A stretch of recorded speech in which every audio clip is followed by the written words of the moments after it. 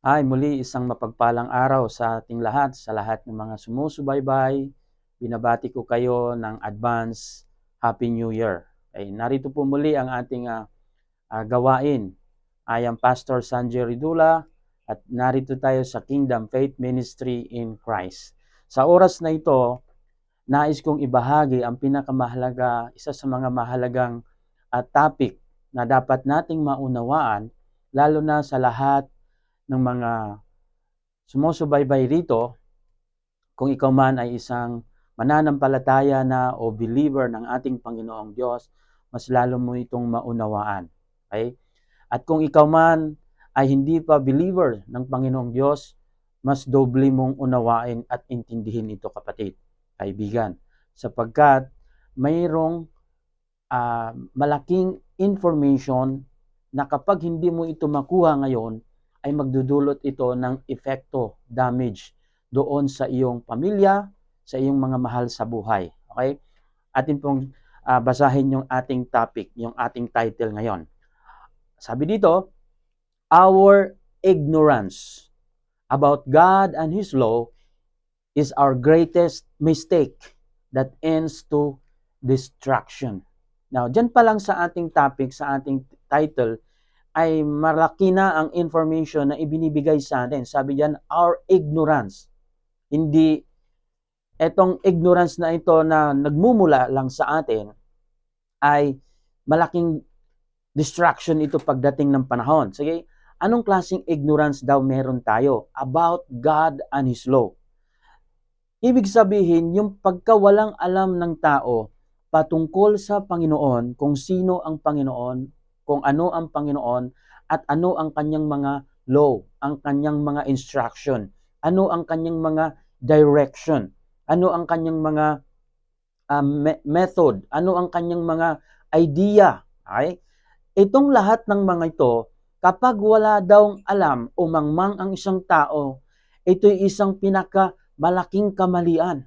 Pwede kang magkamali sa buhay mo na patungkol sa hindi mo natapos yung iyong pag-aaral, pwede kang magkamali sa iyong marriage life, pwede pang ayusin yan. Medyo ano pa yan, masisettle pa yan.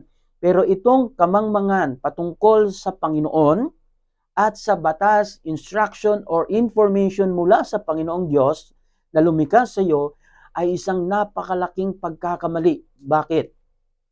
Sabi diyan, that ends to destruction. Ito'y magtatapos o magbubunga ng destruction. Ito'y malaking problema, malaking sakuna. Una sa buhay mo at eventually ito'y madadamay ang pamilya mo. Now, alam mo na mahal mo ang iyong pamilya, ayaw na ayaw mo na sila ay maghirap. Pero ang paghihirap ng iyong pamilya, alam mo ba ay nakasalalay din sa iyo? Dito nagdidepende ang ikakabuti ng iyong pamilya, depende sa iyo kung ano ang iyong alam, karunungan na meron ka. Now, kung meron kang alam patungkol sa instruction ng Panginoon at sa mga patungkol sa Panginoon, dapat mo itong ibahagi sa iyong anak. Ay, hindi mo sila tuturuan ng ibang mga karunungan na galing lamang sa iyong kapitbahay o kaibigan. Now, ating itutuloy. Isa sa mga delikado nating attitude, etong ganitong ugali, na parang wala tayong pakialam sa iba. I don't want to know God. Wala tayong pakialam sa katotohanan. Ano ba yung God? Ano ba yung law ng Panginoon? Ano ba yung mga instruction na yan eh? Gawain lamang yan ng mga taong nasa relihiyon. Eh, hindi naman ako religious eh. Okay? O kaya, ano ba yung law na yan eh? Save na tayo by grace. Wow, ganyan tayo. But, parang ayaw na nating abutin. Ayaw nating intindihin yung kalooban ng Diyos. Ano ba talaga? Sino ba talaga ang Diyos? Ano ba ang kanyang purpose? Ano ba kanyang will? Ano bang kanyang intention? At higit sa lahat, yung kanyang law. Kasi itong kanyang law ay ginawa niya ito not for Him, but He did it. He write this law is to protect us. Para mapoprotektahan tayong lahat. Dahil ang pag-disobey natin doon sa law ng Panginoon ay ating ipinapahamak ang ating sarili. Ating ipinapahamak ang ibang tao. Example na lang, yung law of traffic. Okay? Kung ikaw ay isang driver, wag mong sundin yung law of the traffic or traffic law. Subukan mong wag mong sundin. I-violate mo yan. Kapag nakita mo ang traffic light na nag-red light, ibig sabihin, stop. Subukan mong i-violate yan. Dumiretso ka. Tsak, mayroong masisirang buhay. Una, masisira ang buhay mo. Madidisgrasya ka. Pangalawa, masisira ang ibang mga driver na katabi mo. So, the law is made by God, not for Him, but for us. Para tayo ay safe sa araw-araw. Now, ganyan kahalaga. Now, kung hindi mo alamin, yan ay choice mo. Yan ay decision mo. Pero wag mong piliin kung ano ang bunga ng iyong hindi pagnanais kung alamin ang Panginoon at ang kanyang mga kautusan. Yang ugali na yan ay dapat nating putulin. Pangalawa, meron tayong ugali na katulad nito. I don't care others. Ang gusto ko lang, ang aking sarili ay mapabuti. Wala akong pakialam sa ibang tao kung madaya ko sila, wala akong pakialam sa ibang tao kung nasagi ko ang kanilang damdamin, ang kanilang hanapbuhay, ang kanilang pamilya, kung mayroong buhay na na-damage, as long as ako ay buhay, I don't care kung kayo ay patay. See? I don't care. What I care is only myself. Ang sarili ko lamang. So, mayroong kang ginagawa siguro ngayon, kapatid, na at the end of that, yung ginagawa mong construction, business, ay maraming tao ang mapapahamak. Now, kung alam mo sana ang intention, kalooban ng Diyos, purpose sa buhay, at kung paano ka mag-perform, paano ka mag-iisip, kung alam mo sana yung batas, yung mga rules ng Panginoon, paano mapuprotektahan mo yung sarili at ang ibang tao, hindi mo sana gagawin yang ginagawa mo ngayon. Maaring meron kang nilulutong transaction na sa tingin mo ikaw ay kumita ng malaki, ikaw ay maangat sa iyong posisyon, ikaw ay madagdagan ng iyong income, ngunit marami namang ibang tao dyan ang napapahamak sa ginagawa mo na yan. Kapatid, that's the result of your ignorance of God and His law or commandment. Now, wag mong isipin na patuloy kang magiging victorious dyan. Wag mong isipin na mananatili kang okay lang dyan. Darating ang panahon ng iyong ginagawa ay magbubunga din, mga kapatid. Now, basahin natin itong nakasulat sa Hosea chapter 4 verse 6 para maunawaan mo ito. Ang sabi ng Panginoon, my people are destroyed from lack of knowledge. Now, tingnan mo sinabi ng Panginoon, ang aking mga tao ay nasisira mula sa kanilang pagkawalang kaalaman, lack of knowledge. Now, ibig sabihin na mayroong karunungan, mayroong information or knowledge na dapat nating alamin. Dahil ang sabi diyan, kapag hindi mo alam, ito ay magkukos sa iyo ng distraction. Problema sa sarili mo, problema doon sa relationship mo, problema sa inyong mag-asawa, sa inyong pamilya, or sa inyong trabaho, or sa inyong business. Dahil mayroong information yan. Kung ikaw man ay businessman, ikaw ay nagtatrabaho, mayroong law, mayroong instruction ng Panginoon para magbibigay sa iyo ng kaginhawaan, pag-angat sa buhay na walang pinapahamak na tao, at higit sa lahat, hindi mo inaabuso ang Panginoon. Now, sabi ng Panginoon, my people are destroyed from lack of knowledge. Because you have rejected knowledge, I also reject you as my priest.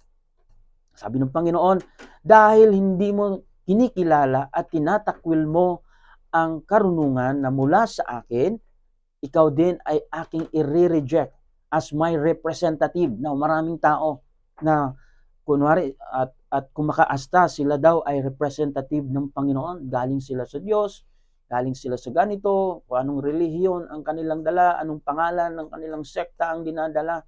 Mga kapatid, tinatanggap lamang ng Panginoon na ikaw ay maging representative niya if you are knowledgeable enough. mula sa kanyang instruction, sa kanyang intention, purpose, and will. Bakit? Dahil pwede kang mag-misrepresenting sa Panginoon. Dala mo yung pangalan ng Panginoon, dala mo ang Biblia, dala mo ang salita ng Diyos, but you are misrepresenting. Why?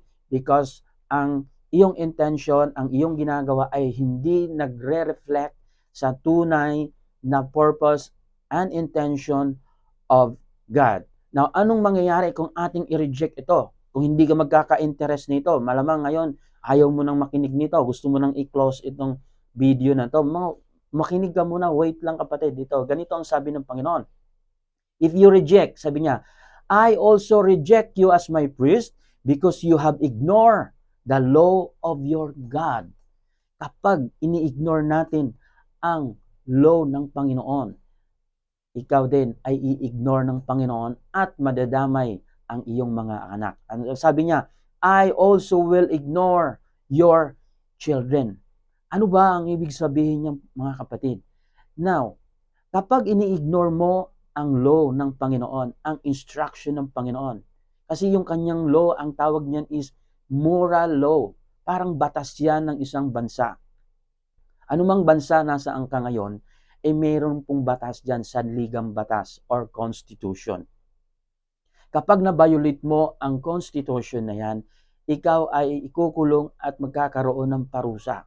At nasira na nga ang buhay mo, nasira mo pa ang buhay ng ibang tao. Katulad ng sinabi, do not steal, do not kill, do not commit adultery. Iyan ay protection para sa iyo. Hindi yan protection para sa Panginoon. Ang pag-violate mo sa kautusan na yan ay pinapahamak mo ang iyong sarili at ang iyong pamilya, ang iyong asawa, ang iyong mga anak. Dahil ini-ignore mo or hindi mo inaalam at ayaw mo siyang malaman. Dahil nag-i-enjoy ka na sa kasamaan, kasinungalingan na iyong pinaniniwalaan.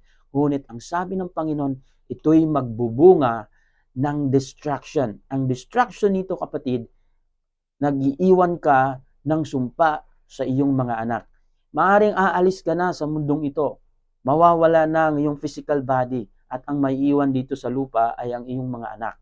Maiiwan dito ang iyong mga pamilya. But, ikaw ay wala na, ngunit ang kasalanan mo sa pagtakwil sa Panginoon at sa kalooban ng Panginoon, sa purpose ng Panginoon, the law of God na binabiolate mo, nare-reject mo, ito ay maiiwan ang sumpa o curse doon sa iyong mga anak. At sabi ng Panginoon, 3rd to 4th generation. Isipin mo yung lalim at bigat ng hindi mo pagsunod sa Panginoon. Matakot ka, kapatid, sapagkat magbubunga ito ng sumpa doon sa iyong mga anak at aabot sa kanilang anak at sa kanila pang mga apo, 3rd to 4th generation. Now, kung hindi ito mapuputol ngayon sa iyo, pinapasa mo o pinapamana-mana mo na ang galit at sumpa ng Panginoon doon sa iyong mga anak. Kung maunawaan mo ito, kapatid, mananalangin ka sa Panginoon at una, magpapasalamat ka at natutunan mo at nalaman mo ang information na ito ngayon. Now, kung ngayon mo lang ito narinig, nalaman, manalangin ka sa Panginoon at ipaunawa niya ito sa iyo. Lumapit ka kung sino ang mga tao na makakatulong sa iyo nito, yung mayroong tamang karunungan at kaalaman mula sa Panginoon at hindi religious belief. Ngunit ang lalapitan mo ay yung talagang mayroong relasyon sa Panginoon, hindi yung mayroong religion lamang. Now, itutuloy ko, kapatid. Ang sabi sa Exodus chapter 20 verse 5, you must not bow down to them or worship them, for I, the Lord your God. Now, bakit ko idinudugtong yan? Kasi ganito, ang hindi mo pag-alam sa katotohanan patungkol sa Panginoon. Ano ba ang Panginoon? Ang Panginoon ay Lord natin. Ano ba yung salitang Lord? Ang Lord ay siya yung ating owner. Okay? Siya yung ating siya yung nagga-guide sa atin. Siya yung nagbibigay sa atin ng instruction. Siya yung mayroong full authority sa buhay natin. Paano kung nasabing full authority? Bakit? Dahil siya yung lumikha sa iyo at sa akin. So, meron siyang authority, right, sa buhay mo. It means meron siyang karapatang diktahan ka. Sasabihan ka ng iyong dapat gawin. At hindi ito para sa kanya, kundi para sa iyo. Dahil siya ang nakakaalam kung ano ang nakakabuti sa iyo at ang nakakasama sa iyo. Sabi ng Panginoon, "For I, the Lord your God, I am a jealous God." Siya ay naninibugo. Nakakaramdam siya ng pagka-jealous. Bakit? Kasi ang tao ay meron ng ibang gods. Hindi na siya ang nilalagay sa pinakamataas na posisyon sa kanilang puso't isipan. Ang nakalagay doon sa posisyon na nandoon sa pinaka-top priority ng tao, dapat ang Panginoon. Pero ang naging top priority ay ang paghahanap buhay, para kumita, para magkaroon ng mga investment, para magkaroon ng mga savings. So, itong mga bagay na ito, hindi against ang Panginoon dyan. In fact, tutulungan tayo ng Panginoon para ito'y ating makamit din. But, what is our mistake is when we put these things in the top priority, in the position where is God's place. Kapag nilagay mo na sila as your top priority and you reject God as your first priority, that means these are your gods, these are your idols, these are your priority. Kaya ang sabi ng Panginoon, you must prioritize me because ako ang Diyos mong manlilika. And if you put things first and you set aside God as your priority, nilagay mo na sila sa pagiging Diyos. Oo, hindi mo sila sinasamba. Hindi ka lumuluhod dyan. Hindi mo ginagawang Diyos yan. Hindi mo kinikilalang Diyos yan. But the way you act as these things are your priority, you are worshiping them. Why? Kasi sabihin mo na, mamamatay ako pag wala na sila sa akin. Example, sabihin mo, mamamatay ako kung wala na yung mahal ko, yung darling ko. Mamamatay ako kung wala na yung business ko. Mamamatay ako, magugutom ang buong pamilya ko kung ang lahat ng aking savings, kung lahat ng aking investment ay mawawala. No, mga kapatid, mamamatay ka for sure, 100%, kung wala sa iyo ang Panginoon. You will surely die.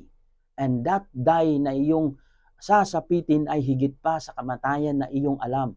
Dahil ang kamatayan na nakaabang sa tao na wala ang Panginoon ay ang kamatayan doon sa impyerno. And that is the worst, horrible event sa buhay ng tao dahil sa kanyang pag-reject sa karapatan ng Panginoon, pag-reject sa katuruan ng Panginoon, pag-reject sa mga law and mga regulation na ibinigay ng Panginoon sa tao.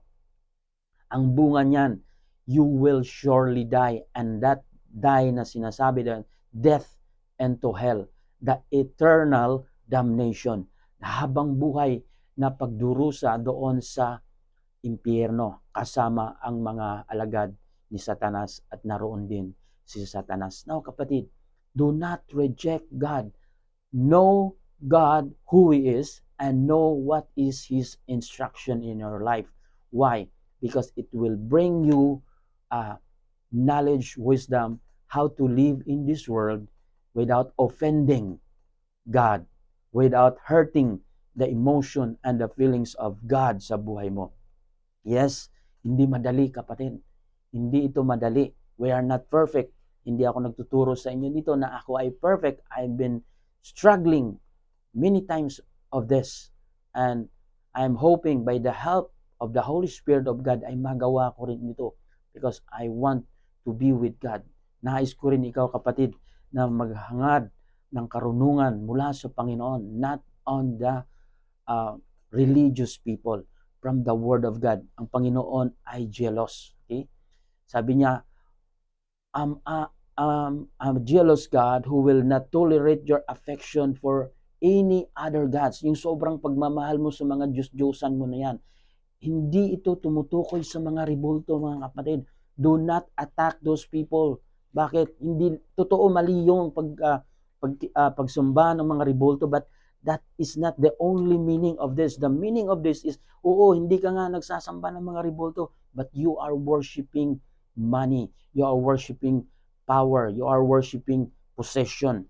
Pero ang Panginoon ay hindi mo na sinasamba.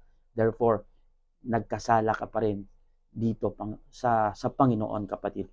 Kaya hindi ka hahayaan ng Panginoon na magtagumpay ka. Then sabi niya, I lay the sins of the parents upon their children. The entire family is affected, even children in the third and fourth generation of those who reject me. Now, mga kapatid, ang pag-reject mo sa Panginoon, sa karunungan, instruction ng Panginoon, ay nagbubunga ito na ikaw din ay i-reject ng Panginoon. Now, kung itatakwil ka na ng Panginoon, sino ang maging kakampi mo? Mananalo ka kaya? Magkakaroon ka pa kaya ng masayang buhay kung ikaw ay isinusuka na at itatakwil na ng Panginoon? Hindi mo alam, kapatid, kung sakaling sang-ayon ka lang na hindi mo hanapin ang katotohanan mula sa Panginoong Diyos. Hindi mo alam ang bunga, ang katakot-takot na pangyayari sa buhay mo kung dumanas ka na ng problema sa buhay. That time, hindi pa siguro totally ni-reject ka ng Panginoon.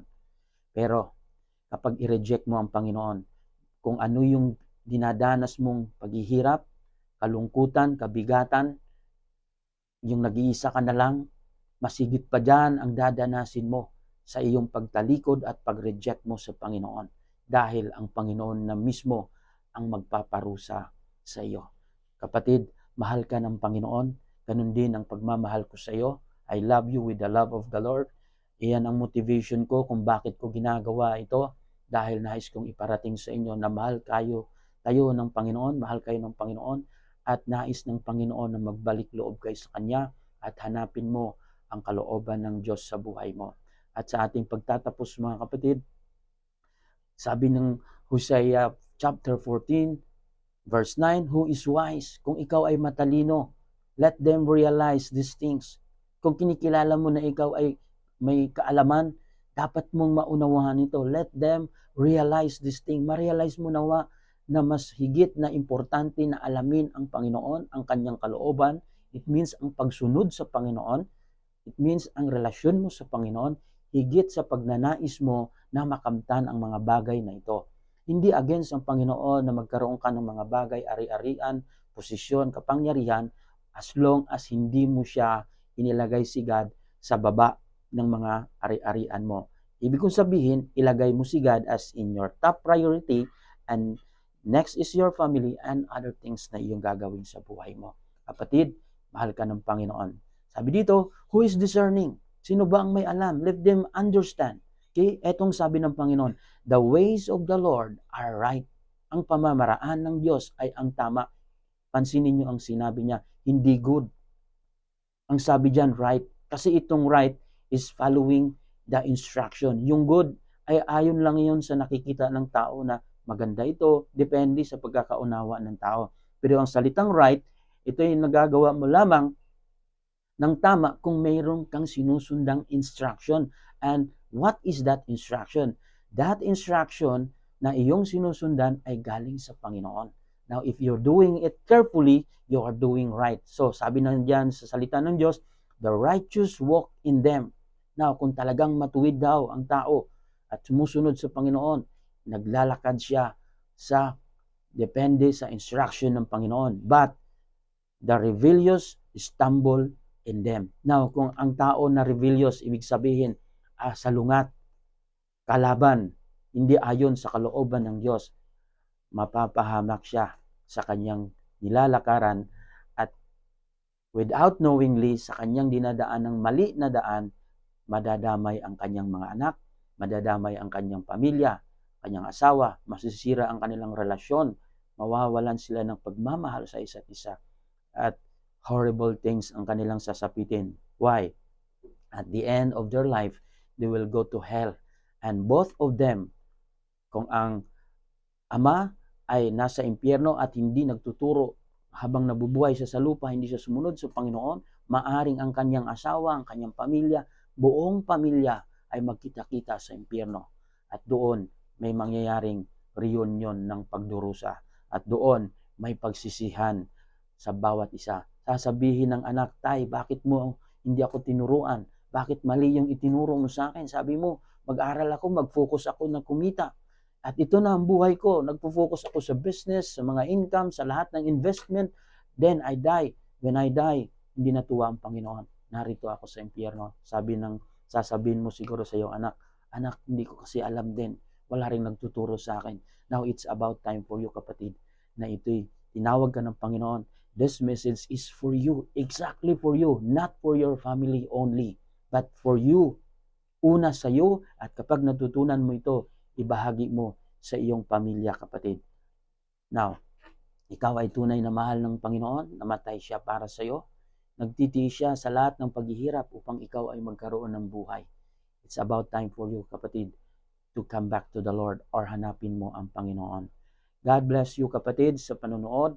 At muli, sasabihin ko, nawa mayroon ka pang time na mag-like, subscribe, or mag-message sa Facebook na ito at i-share mo ito nang makatulong ka rin na makaabot ito sa ibang nangangailangan na katulad mo. Ang pag-share mo nito ay pagtulong mo sa ministry na ito upang umabot sa ibang tao. God bless you. Bye-bye.